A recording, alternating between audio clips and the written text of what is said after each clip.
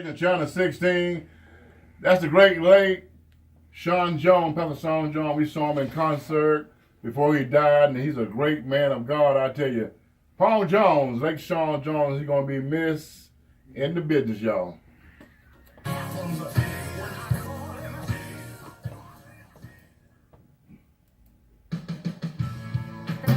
Welcome to Tika Talks, discussions on everyday topics and issues in our lives, encouraging and uplifting. And now, without further ado, introducing Tika Talks. Hello, hello, hello. I am Tamika Marable King. Thank you for tuning in to Tika Talks. God bless y'all. Thank you for all the birthday wishes on last week. On Thursday, I turned 38, and y'all, such an outpour. Thank you. Such an outpour of love. I appreciate it. I feel so blessed. So let's jump right in today. As a young girl, I used to like to watch the telephone man, climb the telephone pole. He was like a baby version of Superman, I guess you could say. But he would climb that pole with ease. And so one day I got to talk to him, and I was like, how in the world do you get up and down that pole without falling, So he explained that his shoes had spikes on them. And there was a belt that he wore, but he really didn't trust the belt. And because he didn't trust the belt, he would make sure his feet were planted firmly into the pole, but then he would slide down, and because he was sliding down the post, not trusting the belt, the splinters would get all in him. Now, splinters hurt, okay?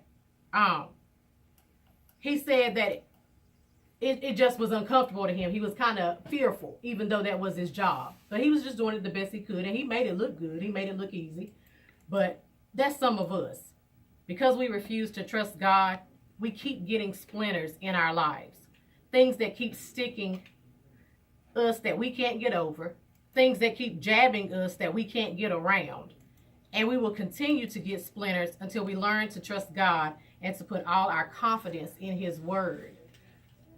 I know I've spoken on trust some before, but God brought me back to it again today. I know sometimes that we struggle and we experience different things that are extremely painful. And due to that pain, sometimes we put up barriers and we are afraid to trust. Not only the people that we are surrounded by, but our Savior.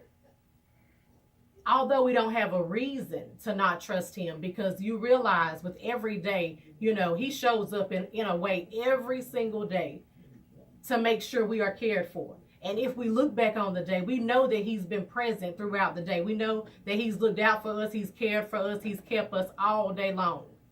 Yet we still let life's experiences cause us to put up a barrier, cause us to not trust, cause us to be angry. And for some of us, we just need a change of condition. The condition of our heart and the condition of our mind. See, sometimes we get so trapped in what we were or what we, used to do and used to be, that we don't understand that we have the ability to progress, to move forward, to experience life from a different perspective, a different angle, and get different results. Trust is everything. And without it, nothing's happening. It's not going to work. So, when I say a change of conditions is a particular state of being or existence, and it can also limit or restrict something else. So your thoughts can be a reason why there are restrictions on some of the things you have going on in your life. Sometimes the thoughts that we have and the emotions that we deal with, they are debilitating, and they can paralyze us in a sense, from moving forward in the way that we should, or the way that we are expected to, or even the way that we want to in our lives every day. Sometimes you think about the things that people do to you, and you don't want to trust. You don't want to get along with people. You don't even want people to be in your circle. You just rather be by yourself because of the pain that was already inflicted.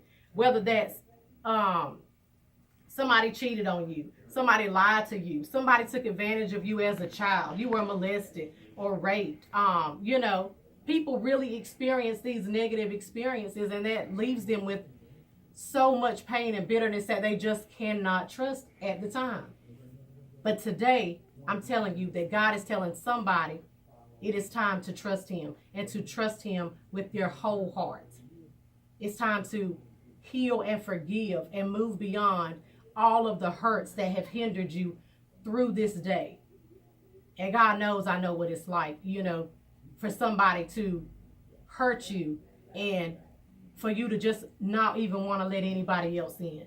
I know what it's like, to just function on my own self, and because of me trying to do things my own way and just listening to myself in the carnal way, that I just had a hard time coming to grips that I could really trust God and not have to do things on my own, not have to lean on my own understanding, not have to fix every problem that came up all by myself. There is so much peace in being able to put my trust in him, to confide in him, to pray to him, to love on him, to worship him, to simply adore him. There is so much I gained from that I would have never experienced without being able to trust him first. So you can't do it halfway. In your relationships, if you don't trust your spouse, then it causes quite a problem in the relationship. Some relationships actually end as a result. But if you don't trust your spouse, then you may be sneaking to look into their phone, or you may be trying to drive somebody else's car to go see what they're doing, creeping, trying to catch them in something that you assume they are doing. That's not trust. And if you know that in your natural relationships that doesn't work, and it causes chaos and havoc and pain, and it's unhealthy, then you understand that trusting God is going to change all of the situations in your life. That might, to some you might be afraid, and saying to yourself, okay, we can't even see him. How can we trust him? I bet you have nothing else left to lose. So try it. Then tell me about it. Then tell me that I'm wrong, or that you shouldn't. Because we will continue on in our own ways, trying to do our own things, getting those same negative results. And we're so stubborn and so stuck in being right and being, the boss of everything, that we continue to flow in that same negativity and not get it done. We don't even understand. God is like right here in your face. He brings people through you, past you every day. People are coming and going and giving testimonies, and you're thinking, it just can't be me. It can't be me. It can't happen to me. It won't happen to me. Oh, God did it for her, but he's not going to do it for me. She trusts him, but I think I trust him, but I'm not sure if I really trust him. I'm trying to trust him, but you don't. You need to. You have to. And when you do, everything is going to change for you. Every condition, it's going to change. And when it changes, so many things are going to manifest in your life. So many people are going to be blessed as a result of you being able to trust God, move forward, and speak on the things that he tells you to do. We can't do things on our own accord, y'all. We cannot. And whenever we lack trust, we struggle. You know that. We struggle.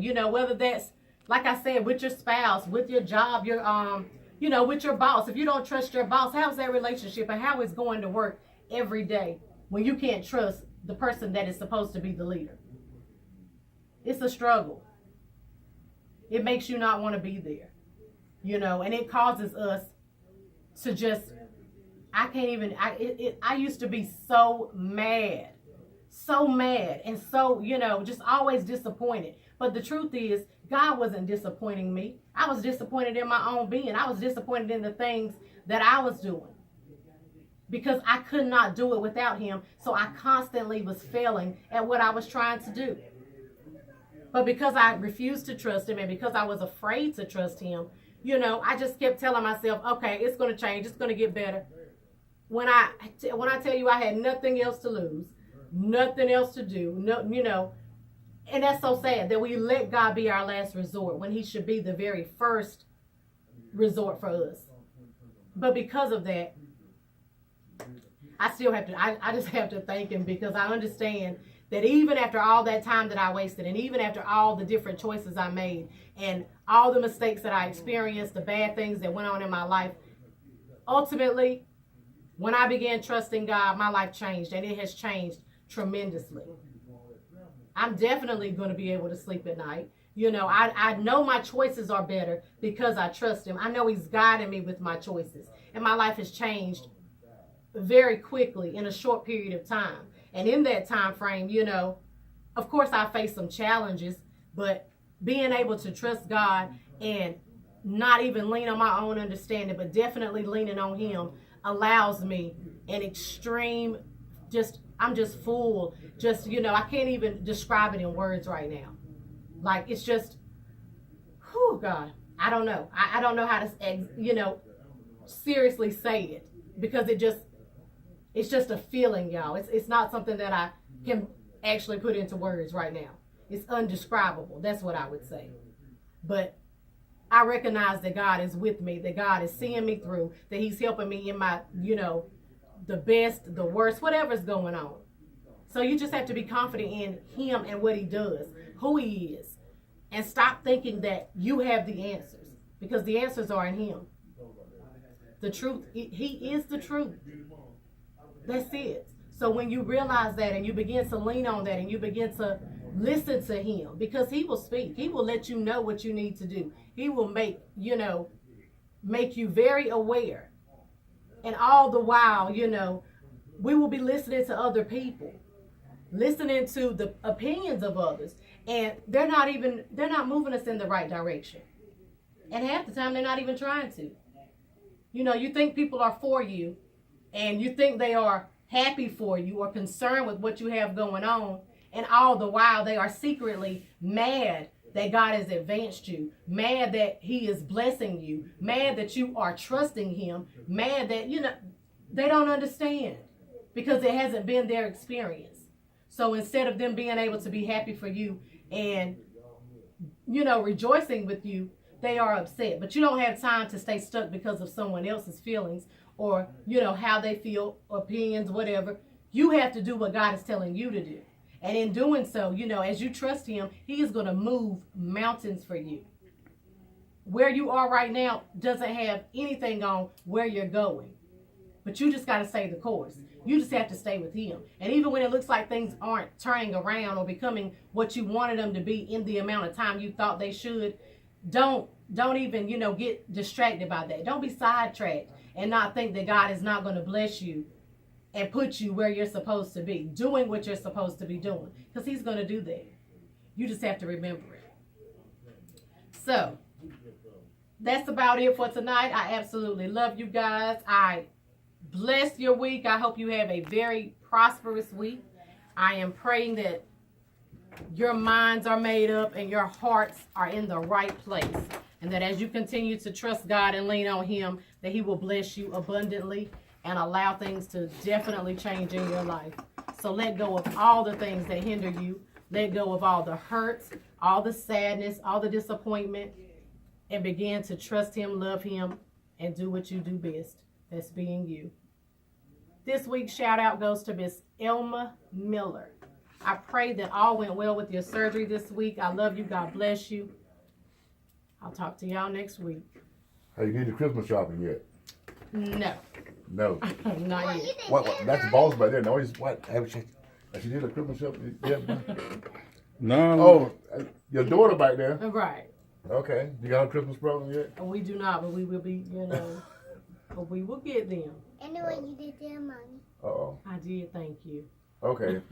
Thank you, Miss Tika, for dropping by and that